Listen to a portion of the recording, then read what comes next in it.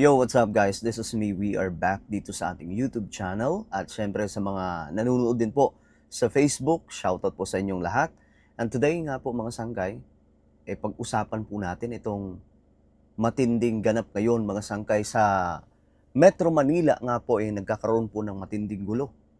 At may rally po mga sangkay, siguro naman alam nyo na, no, na ang INC at ang buong puwersa ng mga DDS ngayon ay dahan-dahan pong naggagather mga sangkay doon po sa EDSA. At nakita ko nga po mga sangkay kagabi, no, na punong-puno pa rin po yung EDSA. Ang kahabaan po ng EDSA ay punong-puno sa kabila po ng medyo masama yung panahon. Ngayon mga sangkay, meron pong nagsalita na tungkol dyan. Walang iba kundi itong si Gringo Honasan na sanay po sa ganyang sitwasyon mga sangkay. Ayan po si Gringo Honasan. Ngayon, kagabi, nagkaroon po ng red alert no, sa buong Metro Manila. Nag-declare ang AFP ng red alert. So, ano ang mayroon mga sangkay? Ibig sabihin, maghihigpit po ang mga militar at magbabantay ng husto sa buong Metro Manila. Ngayon, nagsalita na po itong dating militar, mga sangkay. Isa sa mga, hanggang ngayon, ma-impluwensya pa rin po itong si Gringo Honasan. At mayroon po siya ditong matinding sinabi, okay? Pag-usapan po natin, anyway, bago tayo mag-umpisa, sa mga hindi pa po dyan nakakapag-subscribe sa ating YouTube channel, makikita nyo po yung subscribe button sa baba ng video na to. I-click nyo lamang po yung subscribe, i-click ang bell, at i-click nyo po yung all.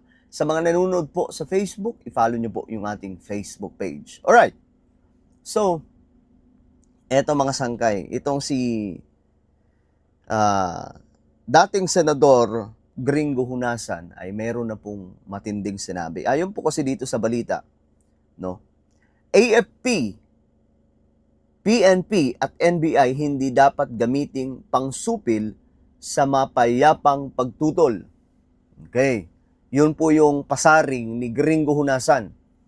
Itong si Gringo Honasan ay mentor po ito ni former Senator Enrile. Ang dati pong nag-aklas mga sangkay kay dating Ferdinand E. Marcos na kalaunan mga sangkay itong si Juan Ponce Enrile ay nagsisi din mga sangkay sa kanyang ginawa, no? Pero kinontra nila yung panahon mga sangkay ng panunungkulan na po ni Corazon Aquino. Ngayon, dumating din po sa punto na ilang taon nagtago itong si Gringo Honasan mga sangkay dahil hinahabol po ng batas ng Pilipinas. Na tayo nga po sa kanya mga sangkay, kinailangan niyang magtago kasi nararamdaman niya daw na hindi kaya ng batas natin mga sangkay supilin o ipaglaban ang anuman ang kanyang pinaglalaban mga sangkay. Ngayon, eto nagsalita po siya. Naglabas ng pahayag si dating Senador Gringo Honasan kaugnay ng pagpapatuloy o nagpapatuloy na tensyon sa gitna ng malawakang pagtitipon sa EDSA. Sa kanyang social media post, iginiit ni Honasan na ang Armed Forces of the Philippines, Philippine National Police at National Bureau of Investigation ay ang mga armadong institusyong itinatag ng konstitusyon upang pangalagaan ang kaayusan, seguridad at kapakanan ng mamamayan, hindi upang gamitin laban sa mapayapang pagpapahayag ng saloobin. Okay, yan po yung isa sa pasabog mga sangkay ni dating Senador Gringo Honasan na kung mayroon mang mga nagsasalita laban po sa ating pamahalaan daw po, mga sangkay, ay hindi dapat daw gamitin yung puwersang militar at puwersa ng pulis at anumang puwersa mga sangkay para pusupilin sila. And I remember, nung panahon po ng ating Lodi na si Apo Lakay, syempre, yan po yung dahilan mga sangkay kung bakit ako namulat no, sa kasaysayan. Ang pinakamagaling po nating namuno sa ating bansa, walang iba kundi si Ferdinand E. Marcos. No? Dahilan mga sangkay kung bakit tayo Marcos loyalist. Loyalista po ako ni Apo Lakay, no? ng Ferdinand E. Marcos. Ngayon, mga sangkay, no, alala ko nung panahon niya, isa sa naitopic natin dito, nung panahon, nung pumunta po si General Vier, no, sa kanya, mga sangkay, nung time na nagkakaroon po ng malawakang rally sa EDSA. At ayon po sa, may video noon mga sangkay, actually viral po yun. At nandyan pa po yan ngayon mga sangkay sa video po natin, sa playlist, pagdating po sa Marcos History, na sinabi po ni Ver na naka-ready na ang tropang militar, pwede na po silang, lahat ng pwedeng gawin, gawin na. Pero inawat po sila ni Ferdinand E. Marcos, no? Na sabi po niya, wag niyong gagawin yan. Hindi pwedeng saktan ng kapwa nating Pilipino. Ganun po ang pagkakasabi ni Ferdinand E. Marcos, mga sangkay. Pero pinagpipilitan pa po yun ni General Ver, pero ayaw po talaga ni Ferdinand E. Marcos, no? Yun po yung isa sa tumatak sa akin, mga sangkay, na ganun kabait si Ferdinand E. Marcos. Naknang toko kung tutuusin.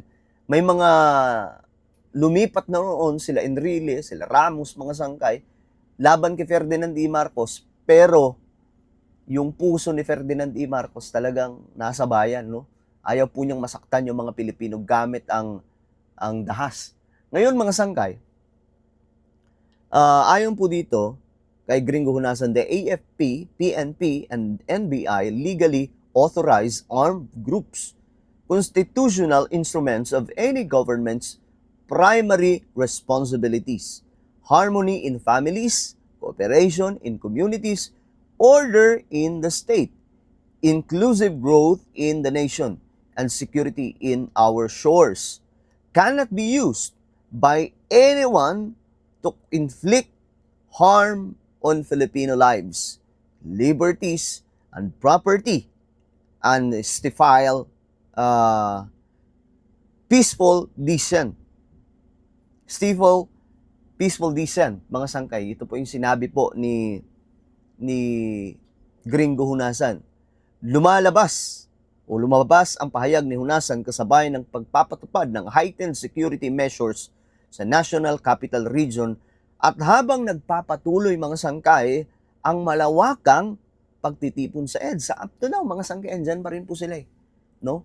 At ang pagkakaalam ko, yung mga balibalita, magtatagal daw po talaga. Magtatagal daw po sila, mga sangkay. Kasi ang pinaglalaban nila, bakit daw po si Marcoleta huhulihin o kakasuhan ng ganon, ang kaso niya lang naman, mga sangkay, mayroong pong nag-donate sa kanya, sa pangangampanya niya, na isang private individual, no? Na hindi po niya naideklara, mga sangkay. Bakit daw plunder? Ang panawagan nila, bakit hindi unahin, no? Itong mga magnanakaw sa gobyerno na napakarami, mga sangkay, no? Bakit hindi unahin sila Joel Villanueva? Bakit hindi unahin yung sila Chis Escudero? Bakit yung mga kongresista ngayon, mga sangkay, sila pa po yung safety, samantalang napakarami po nilang involved? So yun po yung ano nila, mga sangkay, yun po yung panawagan nitong mga nasa EDSA ngayon. At hindi po natin alam kung anong susunod na mga mangyayari kung bigla pong patalsikin nila ang ating presidente. Wag naman po sana, pero mga sangkay, pero alam naman po natin, pag sinabing EDSA, nagiging ano yan, lugar ng mga pagtitipon para magpatalsik ng mga matataas na opisyal, no? Sa kanyang mensahe, binigyan diin ni Hunasan na ang mga institusyong nagpapatupad ng batas ay nararapat na manatiling tapat sa kanilang konstitusyonal na mandato at hindi gamitin upang hadlangan ang mapayapang paglahok ng mga mamamayan sa demokratikong proseso. Pero ngayon nga, mga sangkay, mukhang bantay sarado na daw po ang Metro Manila, no? At marami na daw po, mga sangkay, ang nakapaligid na po. Lahat po ng daraanan, mga sangkay, binabantayan na pwedeng daanan nitong mga sasali sa rally. Well, strategy po yan, mga sangkay, para hindi po lalong magkaroon po ng mas malaking problema. Alright?